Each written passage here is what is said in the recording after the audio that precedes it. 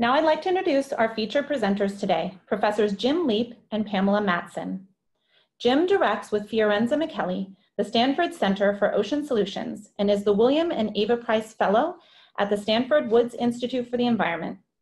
Jim has more than 3 decades of conservation experience, spanning a broad range of conservation issues on every continent. From 2005 to 2014, he served as Director General of World Wildlife Fund International and leader of the Global World Wildlife Fund Network. Before going to World Wildlife Fund International, Jim directed the conservation and science initiatives of the David and Lucille Packard Foundation. Previously, he served as Executive Vice President of World Wildlife Fund US in Washington, DC, as a lawyer for the United Nations Environment Program in Nairobi, Kenya, as a law professor, and as a litigator for the National Audubon Society and for the US Department of Justice. He is also a distinguished fellow at the Climate Works Foundation. Pamela is an interdisciplinary sustainability scientist, academic leader, and organizational strategist. A former dean of Stanford University School of Earth, Energy, and Environmental Sciences, she is the Goldman Professor of Environmental Studies and Senior Fellow at the Woods Institute for the Environment, and leads the graduate program on sustainability, science, and practice.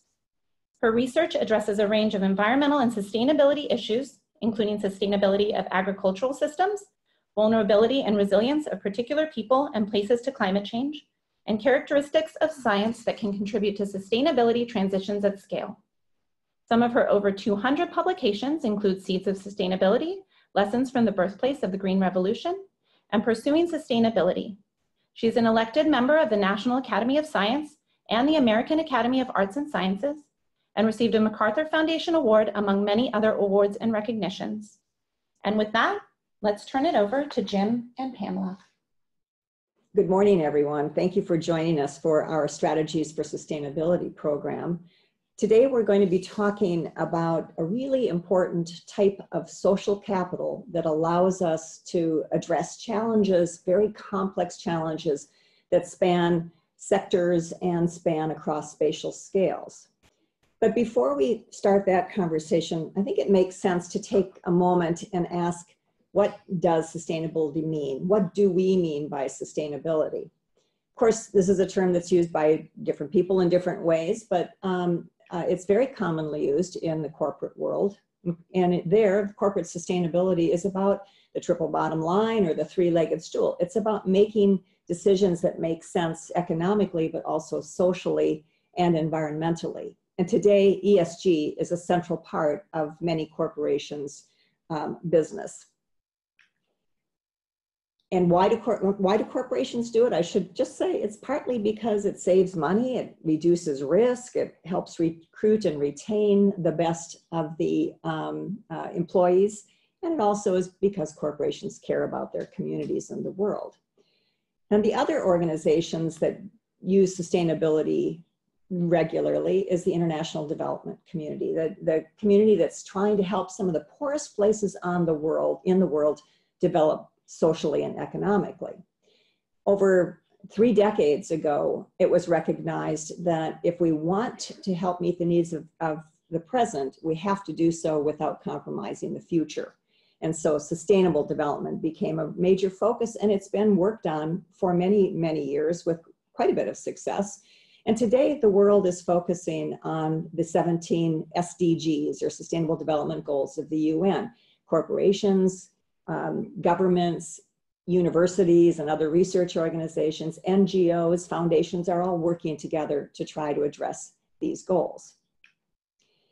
What do they have in common?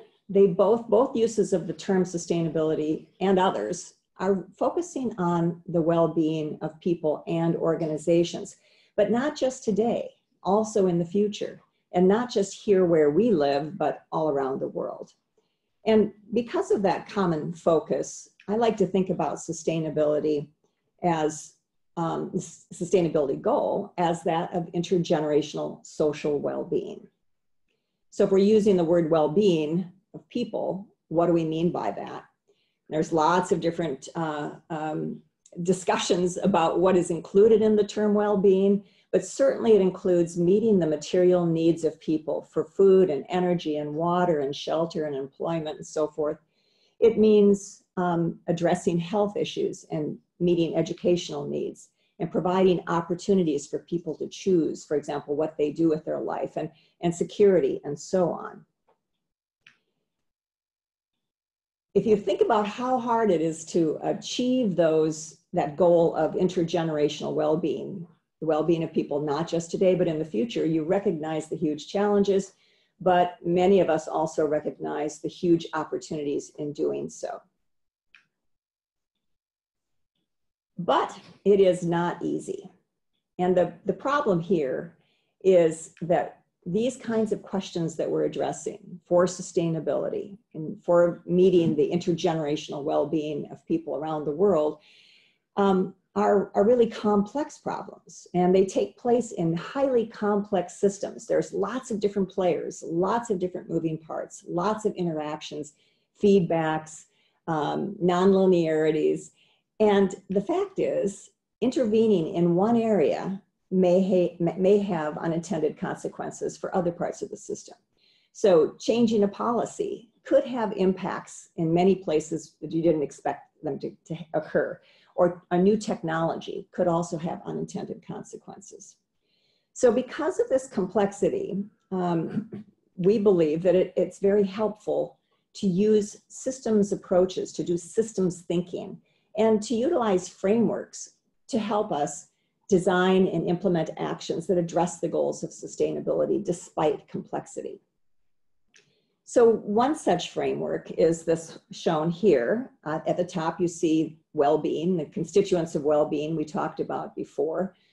There are lots of production and consumption processes that we and you and all of us who are actors and agents of change are carrying out in trying to address that well-being goal. We could spend hours, days, years talking about how those production and consumption processes could change. But today, let's just turn to the fact that they rest on 5 major asset groups. These underlie our ability to produce and consume well-being. They underlie our ability to meet that well-being challenge. So start with human capital. This is just the numbers of people, our demographics, the health of people, the accumulated knowledge that people have. And these are the things that allow humans to interact in complicated systems. Social capital includes the rules and regulations, the cultural and social norms, the governance systems, the networks, and the partnerships that allow us to work together as we try to reach the sustainability goal. Manufactured capital includes everything we make. It's our roads and our airports and our energy plants. It's our factories and the things that we make in those factories. It's the new technologies that we're developing, including our handheld devices. It's books, it's management practices, anything that we make.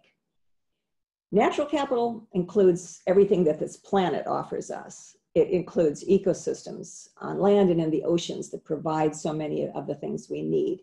It includes water resources and soil resources, our climate system, our atmosphere system, and minerals that we draw on, and many other things. And then finally, the 5th major group of assets is knowledge capital.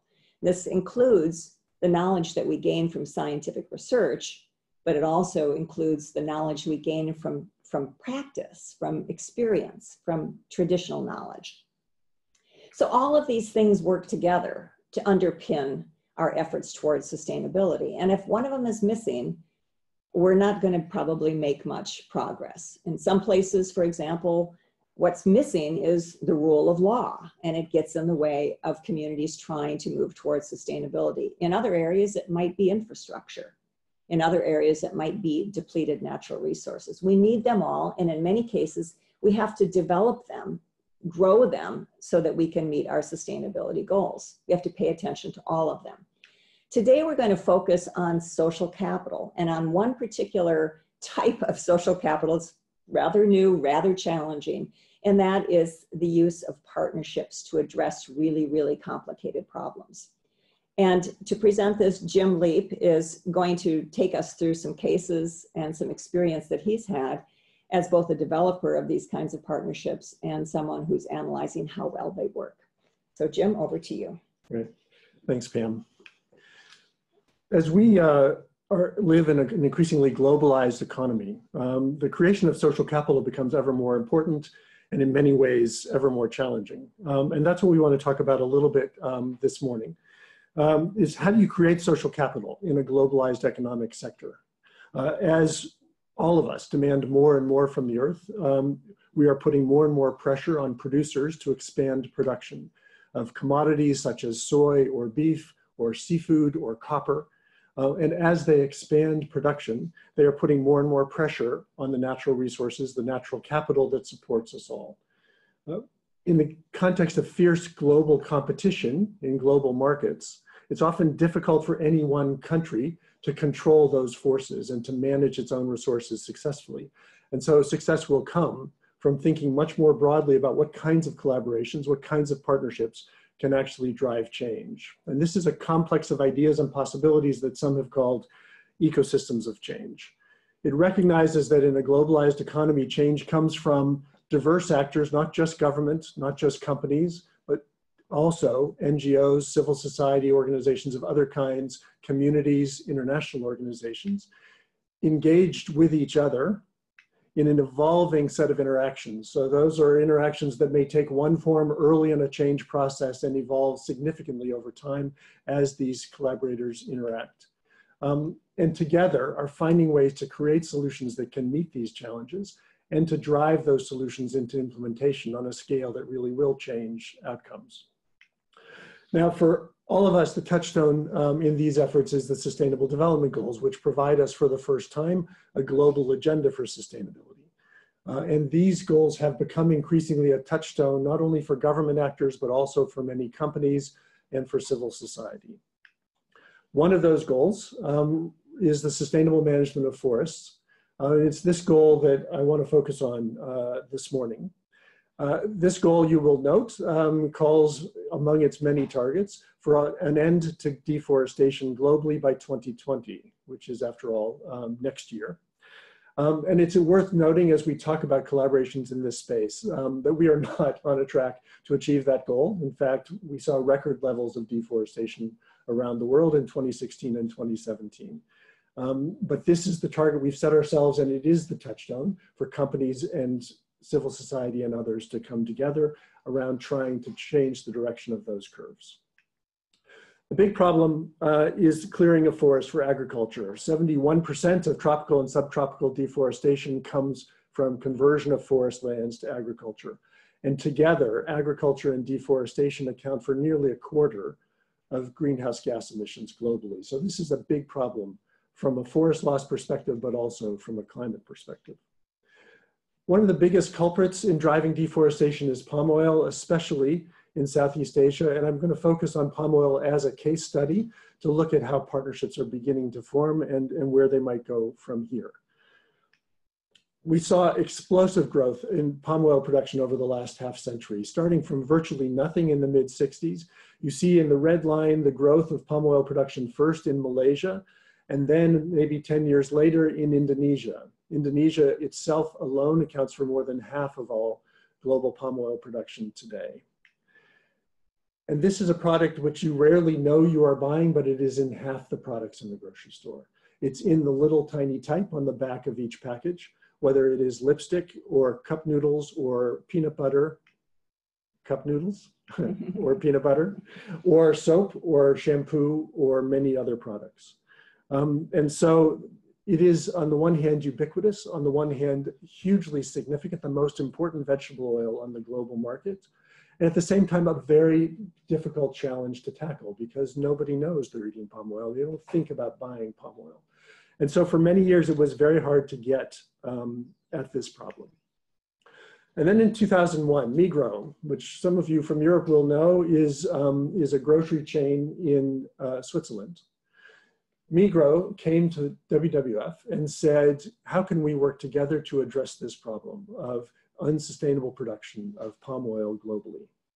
And out of that process, out of that first engagement, came a small collaboration with a handful of retailers and producers and NGOs, civil society organizations, who came together to begin to develop principles for sustainable production of palm oil. And so was created the Roundtable on Sustainable Palm Oil, RSPO. And RSPO, those parties and a growing number of stakeholders from each sector worked together over the years that followed to develop a standard for sustainability in that sector. Now, if you think about it for a minute, you realize that, of course, that's a daunting undertaking because having all the stakeholders together is essential for credibility and could be essential for impact, but it also makes it very difficult to get to agreement on what a standard should be. And I think it's clear that RSPO has worked very hard over the last 20 years, over the last 18 years, to develop a credible standard. It has made huge progress in that time. And it has also demonstrated that progress is challenging, that it is almost inevitably too slow for some actors and too fast or too strict for others. And RSPO has been trying to wrestle those challenges to the ground and has come up with a standard that is increasingly the touchstone in this sector. But while RSPO wrestled with those difficult problems, two other insights really changed the way civil society and companies began to think about how change could happen in this sector. And the first was a recognition coming out of WWF that there are, in fact, even in these huge global sectors, keystone actors who really can be crucial in driving change. So if you take the commodity sectors broadly, not just palm oil, but also soy and beef and tuna and shrimp, if you take those global commodity sectors broadly, they of course have now 7+ billion consumers. All of us are consumers of products that come out of those sectors. And they have maybe 1 or 1.5 billion producers, fishermen and farmers who are growing crops or catching fish around the world. Those are pretty big numbers, pretty hard to influence directly the behaviors or practices of 1.5 billion farmers and fishermen. But there is, connecting those two groups, connecting producers to buyers, there is a supply chain that actually has a very pronounced choke point.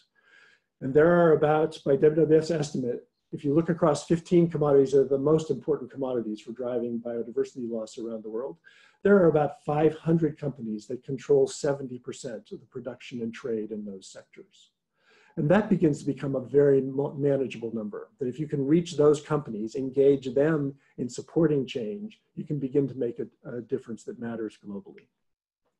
And the second insight, and this example comes from Oxfam, the second insight is that many of those big companies have brands, consumer-facing brands, and they are often highly focused on the integrity and reputation of those brands. And that means that NGOs, civil society organizations, especially campaigners, can engage companies by engaging their brands. And so take two examples in the case of palm oil. One is Unilever. Unilever has, for a very long time, been the world's largest buyer of palm oil. It's central to soap and to margarine, two of their core products, but many other things they make as well. And Unilever makes Dove beauty products. And for many years, their campaign in support of Dove beauty products has been the campaign for real beauty, of which this ad is one example. And so in 2008, Greenpeace took off on this ad to bring home the message that Unilever was buying palm oil and therefore was part of driving deforestation. And this is an ad that hit Unilever pretty hard. I mean, this is an ad that goes to directly to their brand positioning, to their reputation, and to the reputation that they have earned and continue to build. And so within a few days, Unilever sat down with Greenpeace to begin to talk about, okay, how do they shift their purchasing to sustainably produced palm oil? Greenpeace did the same thing with Nestle. Nestle, of course, one of the most widely known brands in the food sector. An iconic brand for Nestle is Kit Kat. And if you haven't seen it, it's worth going on YouTube and asking for Greenpeace Kit Kat. You will get the video that lies behind this ad. And what that video brought home in a very vivid way was that every time you eat a Kit Kat bar, you are part of deforestation. That Nestle was part of buying palm oil and therefore contributing to deforestation in Southeast Asia. This hit Nestle hard, and Nestle pushed back for 2 or 3 or 4 weeks on social media. And then Greenpeace activists dressed as orangutans dropped out of the ceiling of the Nestle annual general meeting and brought home this connection, brought home this issue. Talking to colleagues within Nestle, one thing that becomes clear is that this initially felt like an attack on the company, and of course it was. But what they realized is that it also was a statement that that Nestle was part of deforestation, and that is not something Nestle wanted to be a part of.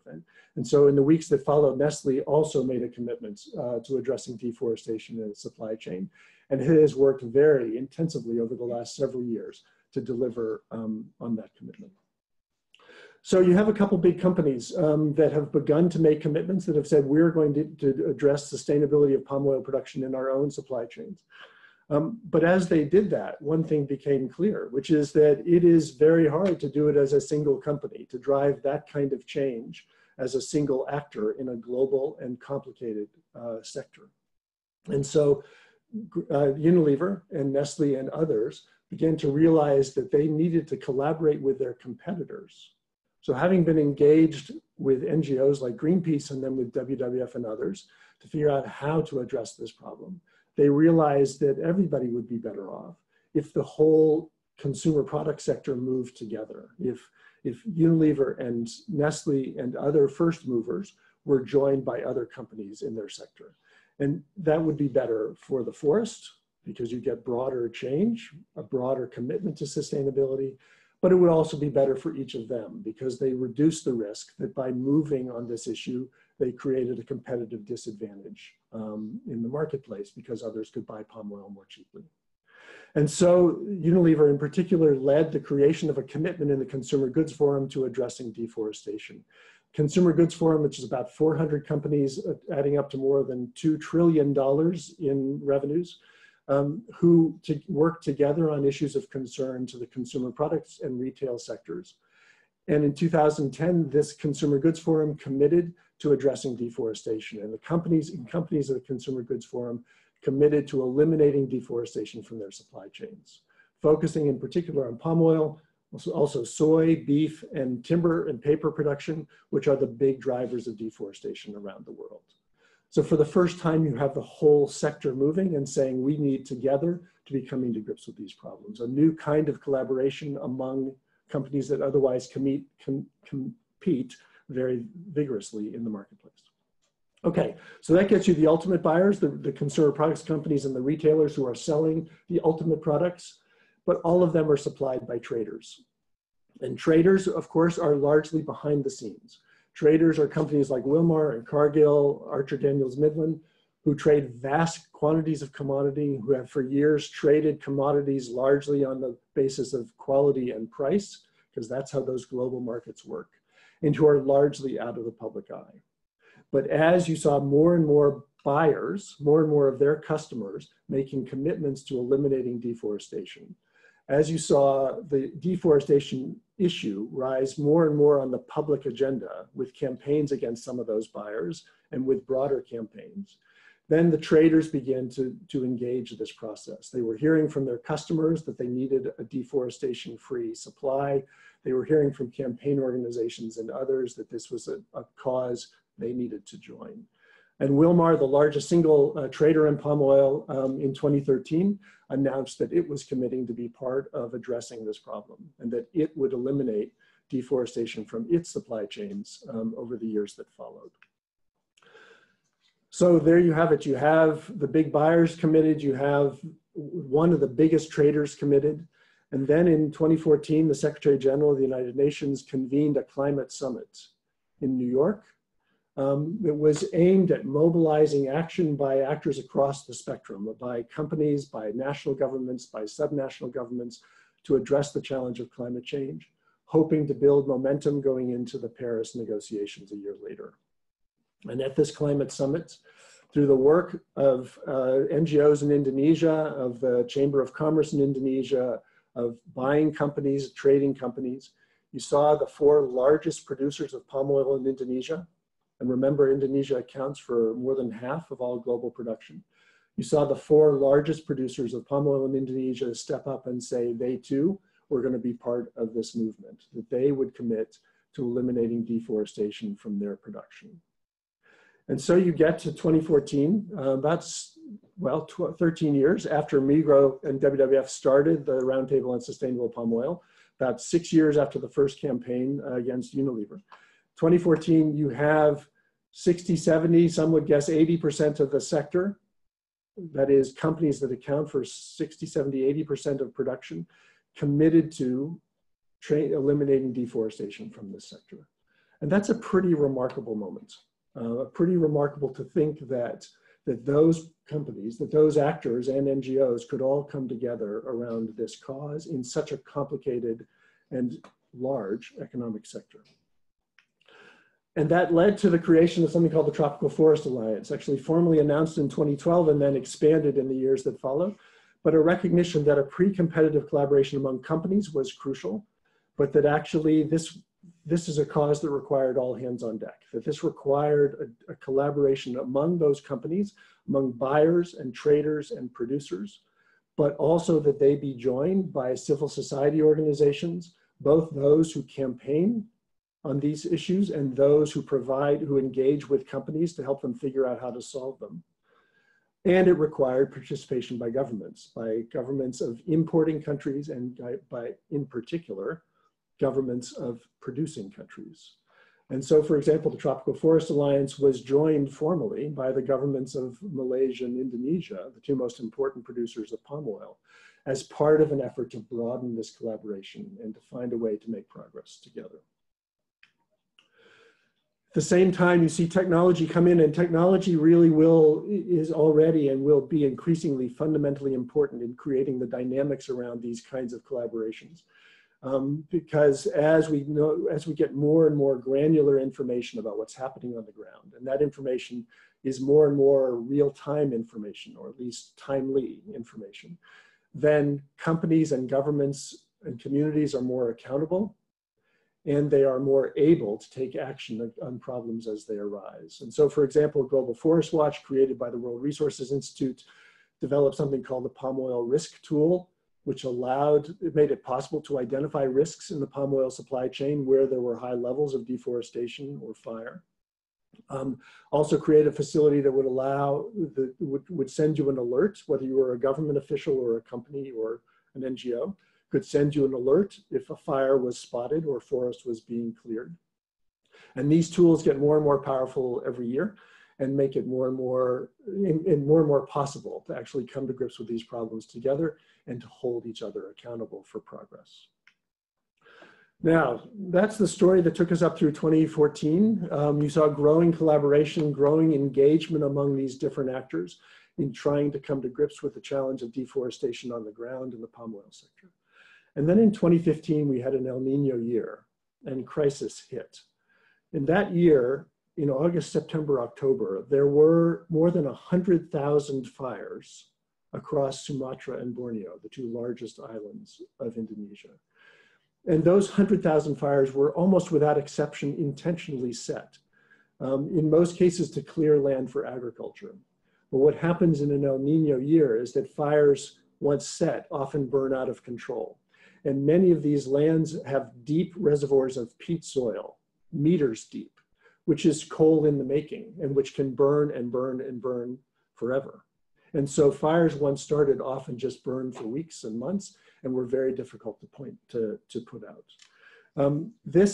These fires were a climate catastrophe. In the months of September and October 2015, on most days, all those yellow bars, on most days, the emissions from these fires exceeded the total daily emissions from the US.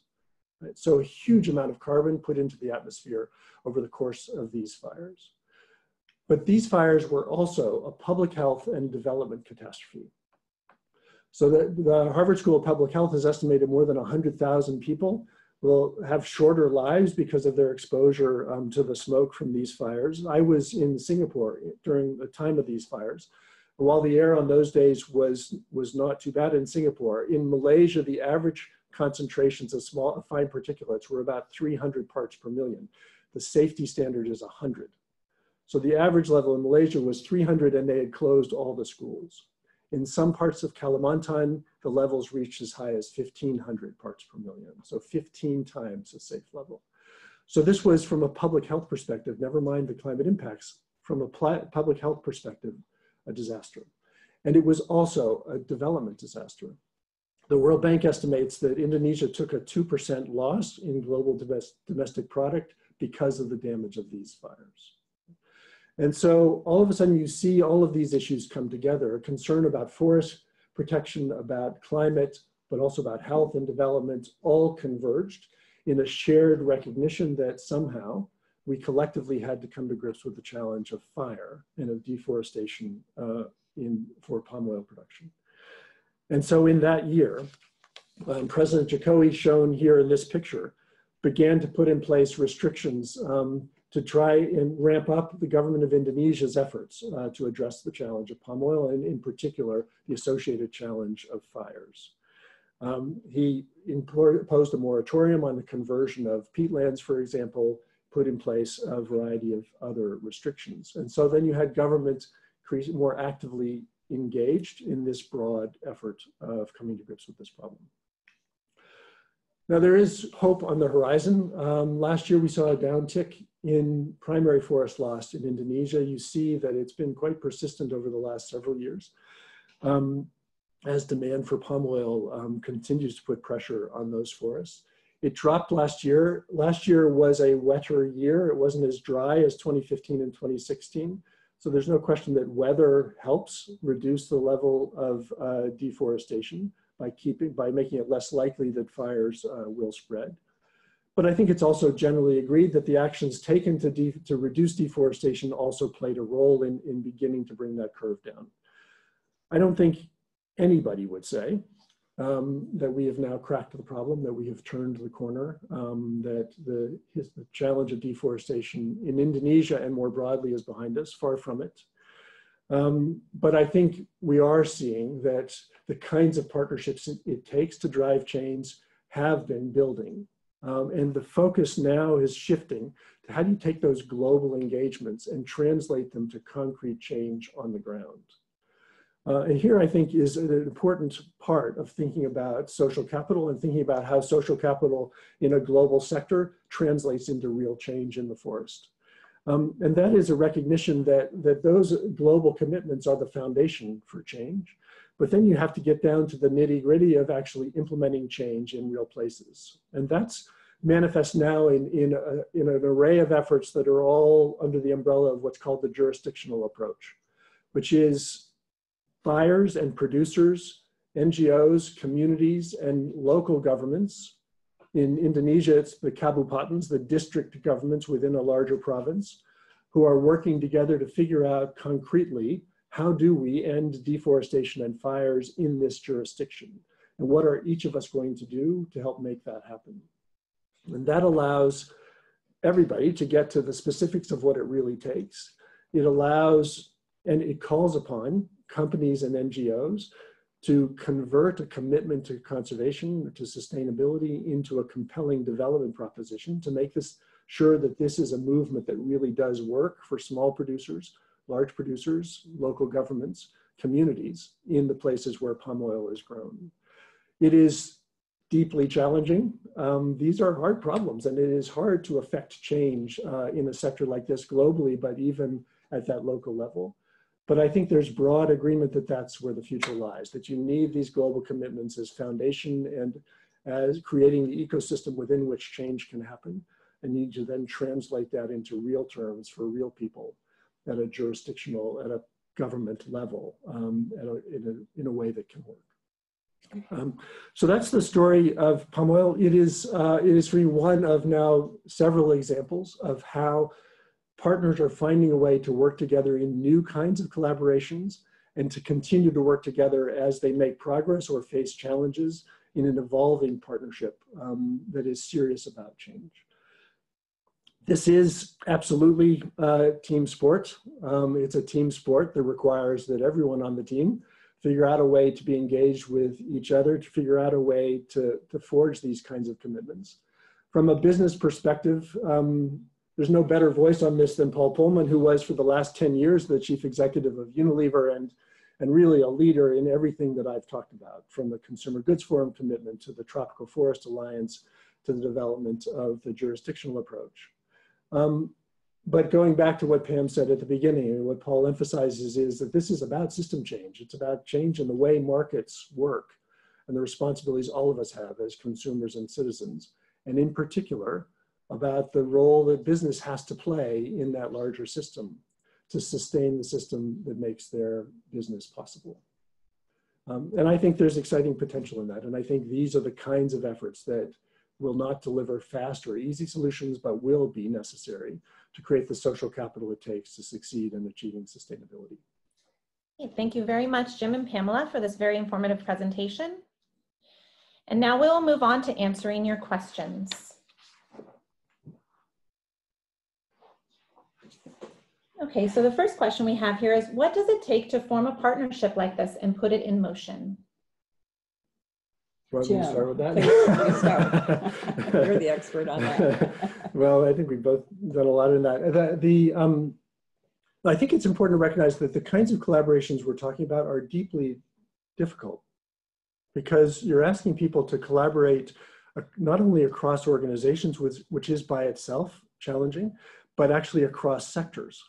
And when you bring a big NGO, for example, let's say a big activist NGO, together with a big global company, you find that you have many, many differences in basic culture, in the basic expectations for how the organization works and the way that you relate to each other and your expectations for roles in the world. So making these partnerships work, and you would find, I'm sure, similar things in building partnerships between competitors, right, which have a different set of challenges. So building these kinds of partnerships, number one, takes real commitment on both sides. This is not a matter of signing an MOU, right? This is a matter of real commitment to invest in what it takes to build a partnership. And of course, like any relationship, the heart of that is trust. So the heart is, is making the commitment and making the investment to really build trust between the two organizations, which starts at the top. I mean, in my experience at WWF, by far the strongest collaborations we had, at least at a global level, were ones where there was a strong engagement between the CEOs, as well as down through the ranks, so that the signal was clear that both organizations were serious. It requires, of course, then seriousness about understanding what the interests really are on both sides of the conversation and how you can work together to bring those interests together. So there's not magic here, but it is easily underestimated. And I think the successes you see in a story like palm oil or similar stories come out of that kind of commitment from the top all the way down to really investing in building understanding and building trust and then being able to make progress.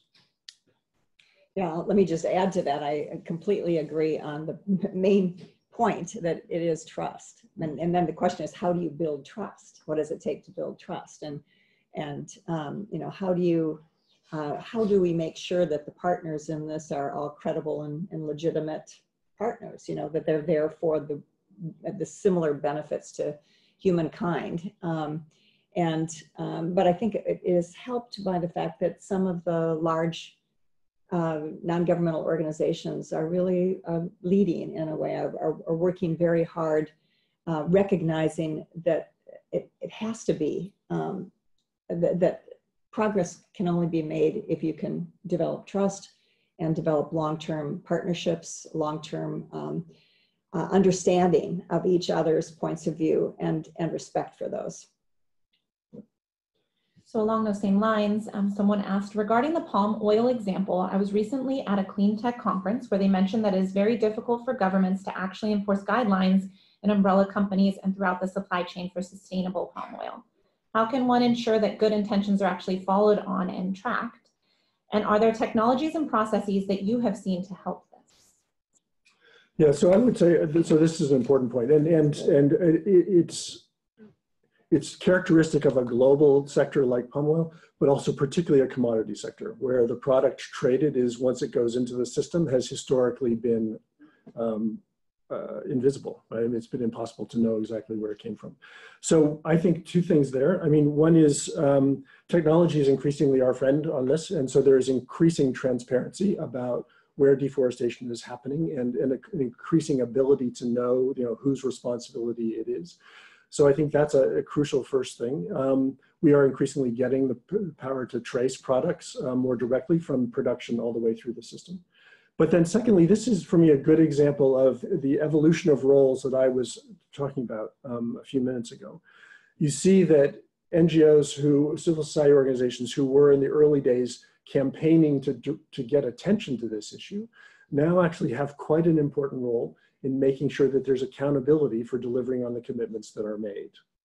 And when I was at WWF, for example, many years ago, we would periodically issue a scorecard that said, here's how every company is doing in implementing its commitments on, let's say, deforestation.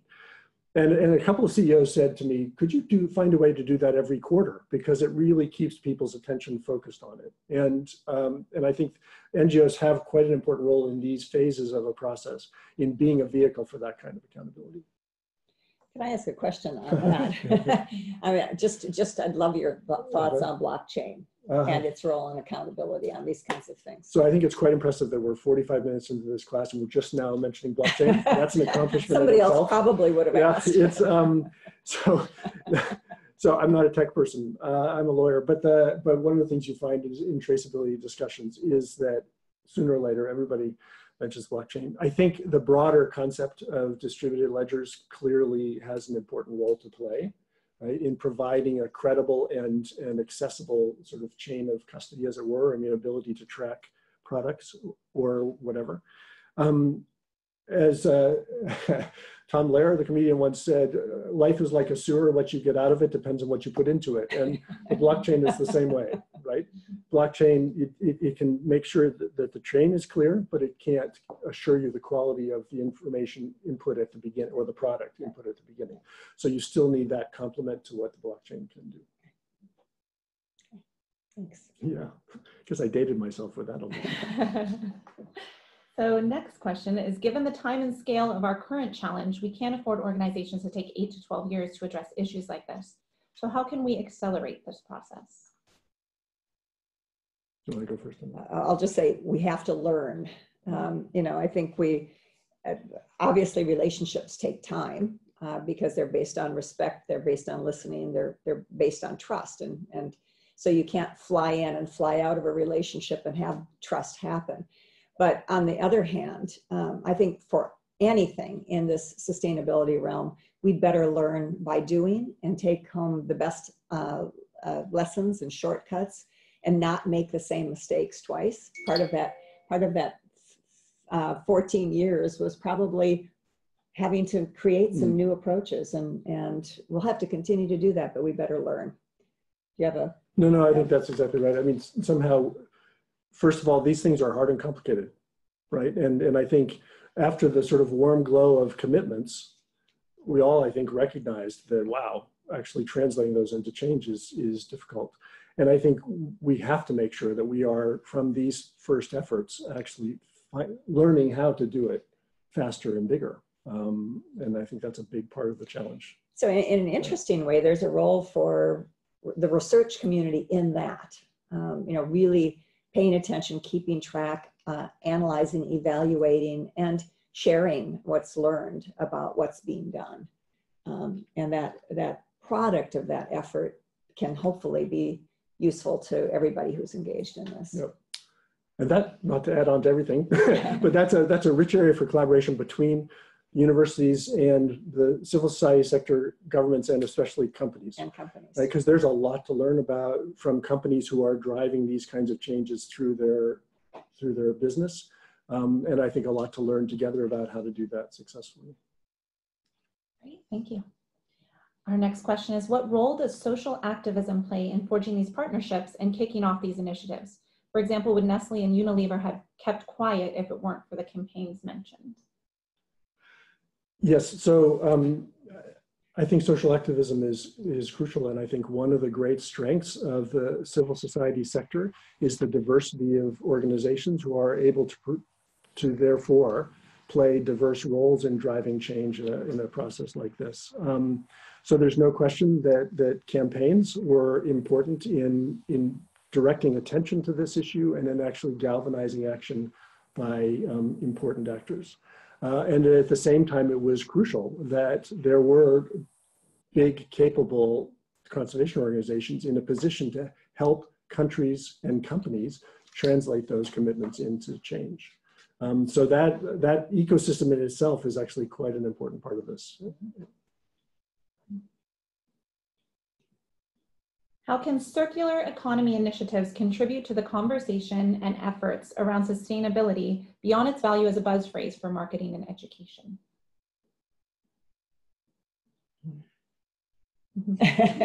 Want me to go first? Go ahead.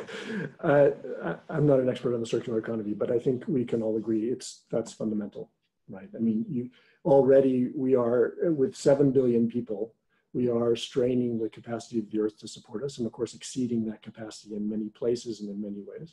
And our numbers and our demand in particular will only grow. And so clearly we have to have an economy that is less linear, mine it, use it, throw it away, and more circular.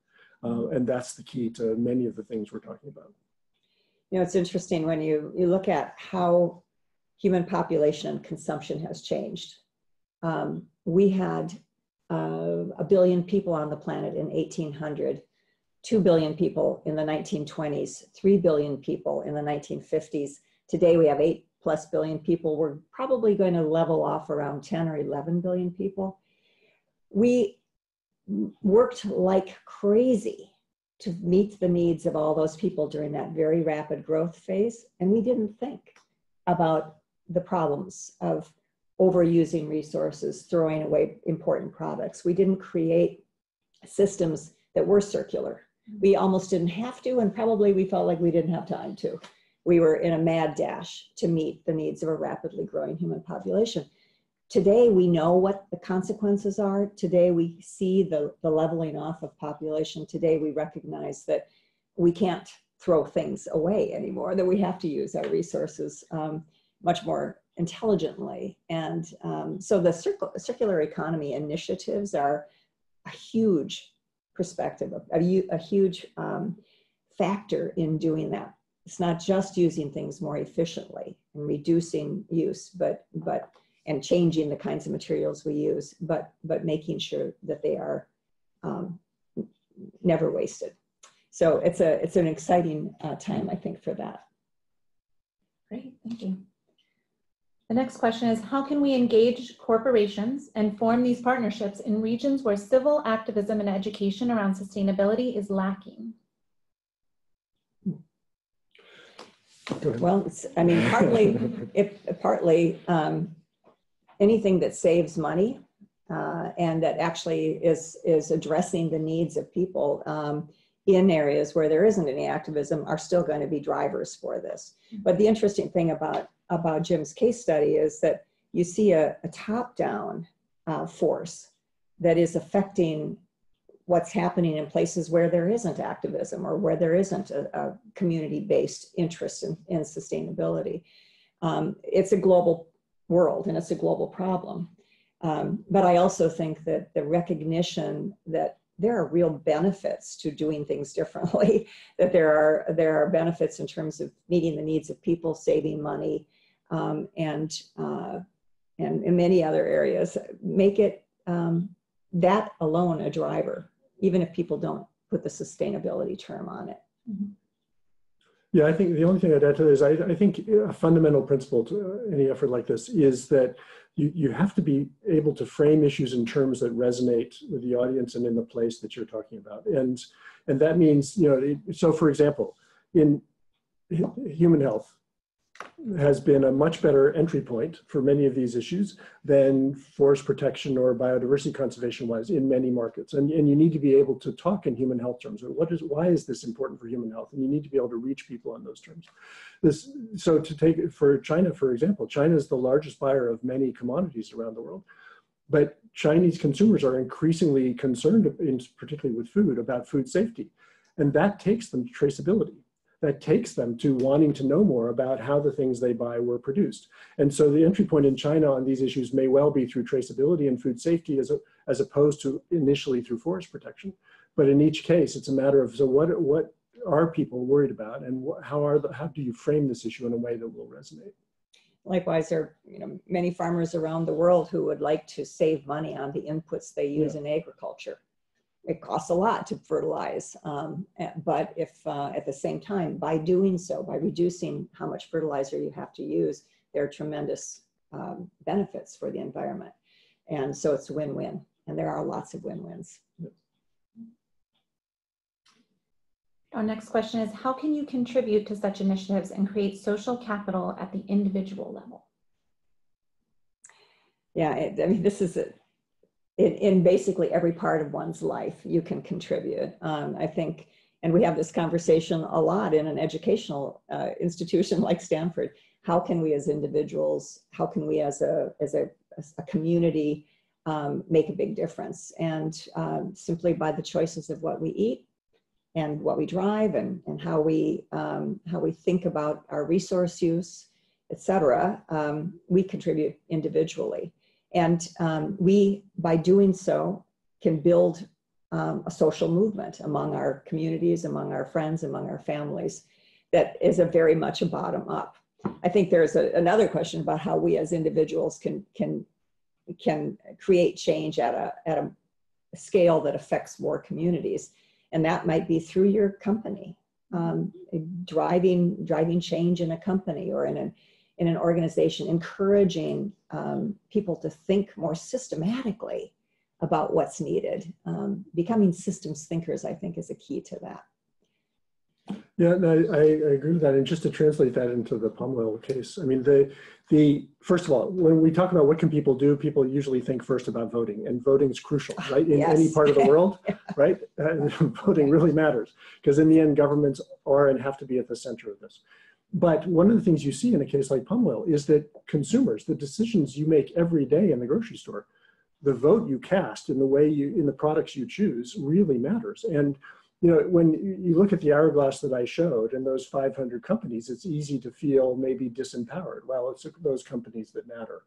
But those companies are listening to you, right? I mean, those companies are very attuned to what their consumers, their customers are thinking. And so what you do in the marketplace, even if you do it quietly, really matters. And if beyond that, you ask your retailer, so, you know, what are you doing about palm oil or about seafood or about those messages get back. So I think that you can actually do all the things Pam's talking about. The choices you make really do ripple through the system to these large levers. Great, thank you. Okay, unfortunately, we're getting close to the hour, so we'll have to wrap up the Q&A session. Thank you very much, Jim and Pamela, for sharing your knowledge with our participants today. For those of you who have indicated an interest in the program, our team will be reaching out with more information, and you can always visit us at globalimpact.stanford.edu. Thank you all for joining us today, and have a great rest of your week.